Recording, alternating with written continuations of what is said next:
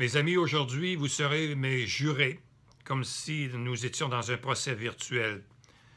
J'accuse Radio-Canada d'avoir détruit en direct, hier soir, le 28 janvier 2016, la réputation de Pierre-Karl Péladeau, chef du Parti québécois. La loi, la charte, à l'article 4, la Charte québécoise des droits et libertés dit que toute personne a droit à la sauvegarde de sa dignité, de son honneur et de sa réputation. L'honneur, c'est ce que l'on pense de soi-même, et la réputation, c'est ce que les autres pensent de nous. La loi dit également que les journalistes ont la liberté d'expression et d'opinion, donc ils peuvent émettre des opinions. Leur défense dans une poursuite civile pour atteinte à la réputation doit porter sur des motifs légitimes. Est-ce qu'ils avaient la légitimité pour détruire la réputation comme on l'a fait hier soir? Il y a trois arguments qu'ils peuvent invoquer. Les trois doivent s'y retrouver, soit l'intérêt public, soit la vérité dans les propos que Radio-Canada a tenus, et enfin la bonne foi. En ce qui concerne l'intérêt public, je vous suggère que oui, c'est une question d'intérêt public de savoir ce que les hommes et les femmes publics ont à nous offrir et ce qu'ils étaient, etc. En ce qui concerne la vérité, je vous suggère, quand on regardera les faits, que Radio-Canada n'a pas présenté toute la vérité.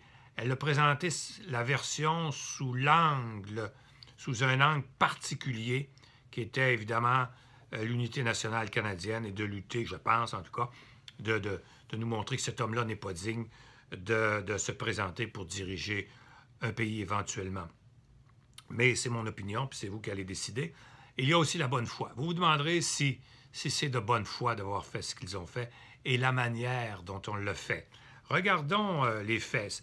On a commencé il y a plusieurs jours à nous annoncer cette émission à Enquête à Radio-Canada avec beaucoup de publicité. Et également, comme par hasard, il y a eu une enquête aussi faite par le journal La Presse de Montréal qui titrait que Québécois aurait eu des liens dans une dizaine de paradis fiscaux et c'était repris dans le journal Le Soleil de Québec. Vous voyez ici le titre.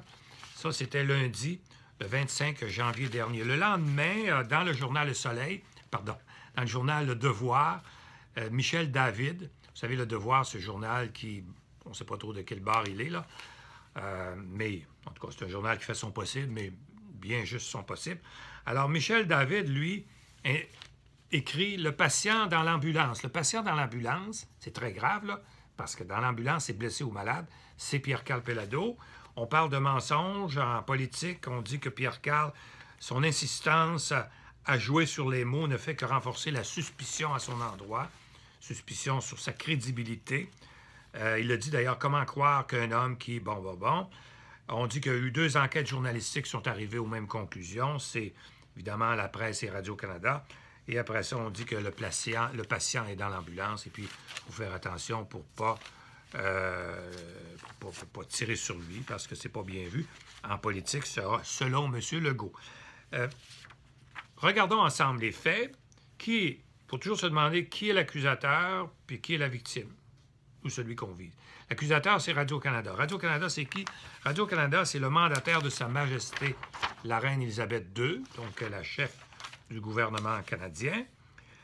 Et dans sa loi, l'article 3, c'est un service public qui est essentiel pour le maintien et la valorisation de l'identité nationale et la culture nationale, évidemment, canadienne. M. Péladeau, celui qu'on vise dans les propos, M. Péladeau, lui, c'est quelqu'un qui vise à sortir le Québec de la Constitution canadienne, donc dans les yeux du gouvernement canadien, c'est la destruction, évidemment, de cette unité nationale. M. Péladeau dirige un parti, en d'autres mots, qui vise l'indépendance du Québec. Vous vous demanderez si ça a un rôle dans ce genre d'émission. Maintenant, ce qui est grave, c'est qu'on a présenté l'émission uniquement sous l'angle mauvais de Pierre, parce que tout le monde dans la vie a un côté bon, un côté mauvais. On a toujours 2 côtés de la médaille, puis on peut toujours vous présenter d'une manière qu'on peut vous faire mal paraître. Radio-Canada a décidé de le présenter comme un antisyndicaliste. C'est effrayant ce qu'on nous a montré hier soir. En tout cas, bref, je n'ai pas le temps de vous expliquer. On l'a présenté comme quelqu'un qui est insupportable, avec qui on ne peut pas travailler, un genre de dictateur qui veut tout contrôler. On l'a présenté aussi comme quelqu'un qui n'est pas très crédible relativement aux paradis fiscaux. Donc, on veut nous poser la question, auriez-vous confiance à cet homme pour former un gouvernement? Et vous, les indépendantistes, auriez-vous confiance à cet homme pour construire la République fédérale du Québec ou construire un pays? C'est ça un peu qu'on entre dans la tête des gens. Alors, vous avez qui? Maintenant, vous avez comment c'était fait? On l'a préparé longtemps d'avance. Michel David, ma grande surprise à l'émission. Michel David, qui avait écrit un texte quelques jours auparavant, voici qu'il pontifie en disant, vous savez, en démocratie, il y a le pouvoir exécutif, législatif et judiciaire, mais il y a aussi le quatrième pouvoir qui n'est pas inscrit dans aucune constitution au monde, mais nous, les journalistes, on pense que le quatrième pouvoir doit être respecté. Or, M. Pellado, avec ses médias, est une force gigantesque, qui est le concurrent de Radio-Canada, avec ses journaux du Journal de Québec et du Journal de Montréal, qui est le concurrent de la presse. Tout ça fait en sorte que s'il fallait qu'il soit élu, nous, du Devoir, nous, de la presse, nous, de Radio-Canada, on se sentirait comment? Mais est-ce que c'est défendu, ça? C'est pas défendu dans aucune loi. Pourquoi vous faites des émissions pour faire croire au monde que le chef du Parti québécois serait dans l'illégalité avec les paradis fiscaux, serait dans l'illégalité ou presque, mais c'est ça qu'on laisse entendre? Pensez-vous que les gens vont commencer à examiner si c'est légal ou pas légal? La manière que vous avez présenté votre émission à Radio-Canada, je vous suggère, messieurs les jurés, mesdames les jurés, que c'était de l'insinuation, de nous faire penser que ce gars-là, vous savez, évitement fiscal, puis détournement fiscal, on a joué avec les mots. Qui, quand, comment, pourquoi? Pourquoi on a fait ça? Est-ce que l'objectif était vraiment là de nous renseigner? Si c'est le cas, que vous voulez vous nous renseigner sur les hommes politiques, pourquoi vous ne l'avez pas fait avec Jean Chrétien?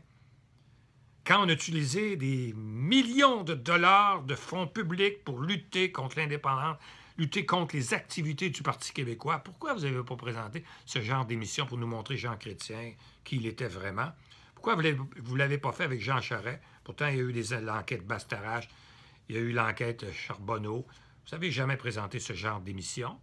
Pourquoi vous ne le faites pas avec M. Couillard avant qu'il soit élu comme premier ministre pour nous montrer qu'est-ce qu'il faisait en Arabie Saoudite, avec M. Porter, comment il a fait son argent, etc. Vous auriez pu, paradis fiscal également. Pourquoi vous n'avez pas fait ça? Pourquoi c'est dirigé? Vous demanderez ça, mesdames, messieurs les jurés. C'est vous qui aurez à décider si c'est une affaire orchestrée, ourdie, pour détruire. Parce qu'on va parler maintenant des conséquences. C'est clair que c'est une atteinte à la réputation. L'atteinte à la réputation, c'est tout propos qui suscite la haine, le mépris ou le ridicule sur quelqu'un ou qui nous fait perdre confiance à quelqu'un. Est-ce que devant les tribunaux, la Radio-Canada serait libérée, serait trouvée non responsable civilement? C'est possible. Mais le mal est fait quand même. On s'en fout des poursuites. Parce que de toute façon, M. David, puis vous, les journalistes, vous le savez très bien, quand on vous poursuit, vous ne payez jamais de votre poche. C'est vos syndicats qui vous défendent, puis c'est le journal qui vous défend si vous êtes des éditorialistes. Alors, c'est pour ça que très souvent dans ma carrière, j'ai renoncé à poursuivre, parce que nos clients, d'une part, n'ont pas les moyens, puis on sait très bien que ça vous fera pas mal parce que vous ne paierez jamais. Puis en plus, votre quatrième pouvoir, ça ne tient pas la route. C'est un pouvoir que vous avez, que vous voudriez qu'il s'installe, mais il n'y a aucun pays au monde qui reconnaît ça dans une constitution, votre quatrième pouvoir. C'est le pouvoir que vous avez de vous exprimer, puis à l'occasion de détruire des réputations, de détruire du monde, puis de jamais vous excuser, de jamais faire de rétractation. Vous ne faites jamais de rétractation. Quand vous en faites une, c'est une petite erreur qu'on retrouve à la fin. Et quand vous êtes condamné, on retrouve ça aussi à la fin. On ne retrouve jamais ça dans les premières pages. Alors, j'ai poursuivi la presse. M. Lévesque, on a mis fin à sa carrière dans les poursuites que la presse a fait contre lui. C'est un homme qui a été détruit. Vous avez porté atteinte gravement à la réputation de M. Pellado, mais aussi du Parti québécois, et vous avez atteint par ricochet tous ceux qui luttent pour l'indépendance du Québec et qui sont des partisans de ce parti. Donc, ce que Radio-Canada a fait est très grave, ce que la presse a fait est très grave, mais vous, les jurés, mesdames, messieurs, qui auraient à décider, c'est évidemment, c'est vous. Je fermerai sur ça. Pour ouvrir une petite parenthèse pour les indépendantistes, ne vous découragez pas. On n'est pas à un problème près, parce que vous savez que c'est pas pour rien que j'ai travaillé pendant 4 ans et demi sur le projet Liberté-Nation et la République fédérale du Québec, parce qu'un jour, nous réussirons à parachever le pays québécois. Et l'objectif de se battre pour l'indépendance, pourquoi? C'est parce qu'un peuple, quand il est devenu mature, c'est normal qu'il se libère de la tutelle canadienne.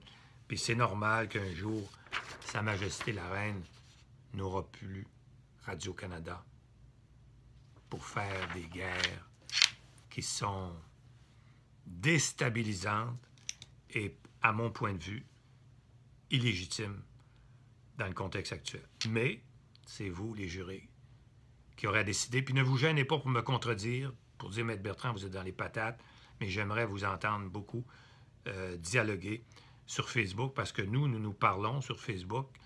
C'est clair que les grands médias ne s'intéressent pas aux citoyens, mais nous, on sait de quoi on parle. À bientôt.